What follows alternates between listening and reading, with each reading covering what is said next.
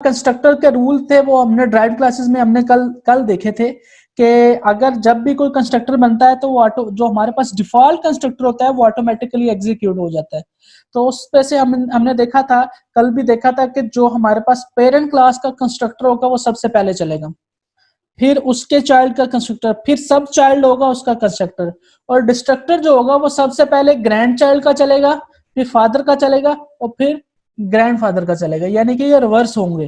Constructor सबसे पहले grand parent का या पेरेंट का चलेगा और जो डिस्ट्रक्टर होगा सबसे पहले चाइल्ड या ग्रैंड चाइल्ड का चलेगा।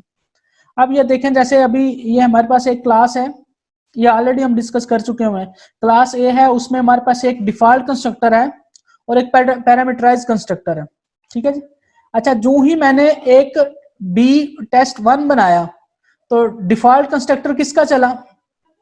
डिफॉल्ट कंस्ट्रक्टर तो बी क्लास में तो है ही नहीं है, डिफॉल्ट कंस्ट्रक्टर है ए क्लास में, और वहां से पहले सबसे पहले ये बेसिकली जो ए कॉलन डिफॉल्ट है ये बेसिकली डिफॉल्ट कंस्ट्रक्टर की आउटपुट है। पहले ये एग्जीक्यूट होगी और उसके बाद बेसिकली हमारे पास किसकी एग्जीक्यूट होगी? जो हमारे पास सेकंड कंस्ट्रक्टर है उसकी वो एग्जीक्यूट हो जाएगी। अच्छा जी, constructor rules for derived classes ये भी हमने देख लिया था। You can also specify constructor base class other than the default constructor.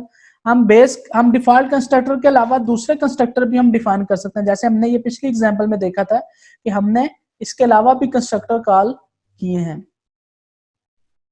अच्छा, अब ये देखें, मैं दोबारा रिपीट करता हूँ, इस वाली क्लास में जो डिफॉल्ट कंस्ट्रक्टर होगा वो चलेगा हर एक का, लेकिन जो पैरामीटराइज कंस्ट्रक्टर होगा वो सिर्फ जिसको आप कॉल करेंगे वही एग्जीक्यूट करेगा। अच्छा, अब ये देखें, इसमें जो हमारे पास ड्राइव क्लास का कंस्ट्रक्टर है उसमें आपने क्या करना है, ड्राइव क्लास के आर्गुमेंट देने हैं और फिर बेस क्लास का कंस्ट्रक्टर और बेस क्लास के आर्गुमेंट।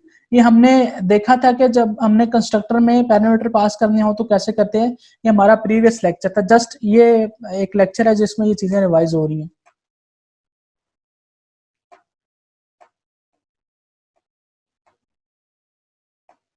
अच्छा, ये बेसिकली कंस्ट्रक्टर और डिस्ट्रक्टर जो मैंने आते पहले बताया है कि सबसे पहले जो हमारे पास कंस्ट्रक्टर कॉल होगा वो पेरेंट का होगा। लेट्स सपोज ए बी और सी तीन क्लासेस हैं, मल्टी लेवल की बात कर लेते हैं, ए बी और सी तीन क्लासेस हैं, तो सबसे पहले जो कंस्ट्रक्टर कॉल होगा वो ए का होगा, फिर बी का होगा और फिर सी का होगा, और जो डिस्ट्रक्टर होगा वो सबसे पहले सी का कॉल होगा, फिर बी का कॉल होगा और फिर ए का कॉल होगा, ठीक है। अच्छा, फिर इसके अलावा हमारे पास एक कॉन्सेप्ट था ओवरराइडिंग का। ओवरराइडिंग क्या होती है? हमने देखा था कि ओवरराइडिंग बेसिकली होती है कि सेम फंक्शन सेम नेम, ठीक है। तो वो आज तो हमारे लिए क्या होता है, जब ये बेसिकली प्रॉब्लम हमें आती है जब हमने इनहेरिटेंस करनी हो, और इनहेरिटेंस में हमने जब सेम नाम का हमारे पास फंक्शन आ जाए तो हम अगर उसको कॉल करेंगे तो वो बेसिकली चाइल्ड का चलेगा। ये भी हमने देखा था और इसकी एग्जाम्पल भी डिस्कस की थी। आज दोबारा हमने इसको एक दफा डिस्कस करना है। अब ये देखें, क्लास ए है, क्लास ए में जो डाटा मेंबर्स हैं एक्स एंड वाई है, पब्लिक में हमने प्रिंट करवाना है, ये ए क्लास का है। बी क्लास में आपने ए को इनहेरिट कर लिया है और यहाँ पे आप दोबारा प्रिंट करवा रहे हैं, ठीक है। तो अब यहाँ पे क्या होगा, यहाँ पे वो बेसिकली प्रॉब्लम आ जाएगी, ठीक है। और प्रॉब्लम आएगी तो वो बेसिकली किसका एग्जीक्यूट करेगा, वो बी वाली क्लास का हमने देखा था कि वो एग्जीक्यूट कर देगा।